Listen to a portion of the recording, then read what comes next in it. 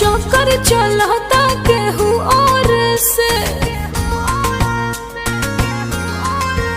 हम देखी ले रोजे इहे गौर से, और चक्कर चलता केहू और से।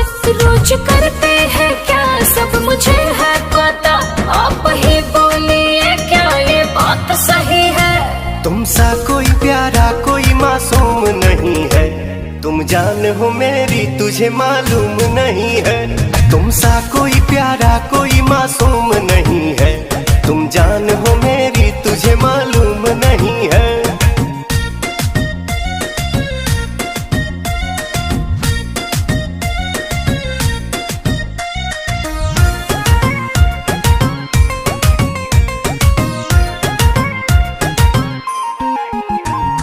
डेली राउर आना जाना लागल रहता, दिल पर हाथ धके देखई का कहता। हाँ डेली राउर आना जाना लागल रहता, तो दिल पर हाथ धके देखई का कहता। कहाँ थे रात भर सब मुझे है खबर, कौन है जो ये जादू चला रही है। तुमसा कोई प्यारा कोई मासूम नहीं है, तुम जान हो मेरी तुझे मालूम नहीं है। तुमसा कोई प्यारा कोई मासूम नहीं है, तुम जान हो मेरी तुझे मालूम नहीं है।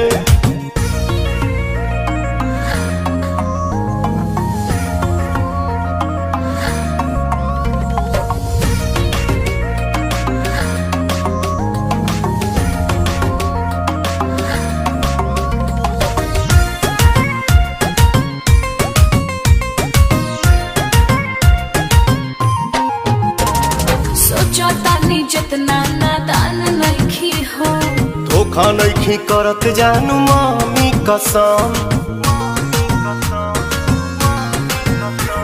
सोचतानी जितना नादान नइखी हो, धोखा नइखी करत जानू मामी कसम। कैसे करे विश्वास रोशन हो बदमाश, पवन जिसका था डर हमको बात वही है। तुमसा कोई प्यारा कोई मासूम नहीं है, तुम जान हो मेरी तुझे मालूम नहीं है। तुमसा कोई प्यारा कोई मासूम नहीं है, तुम जान हो मेरी तुझे मालूम नहीं है।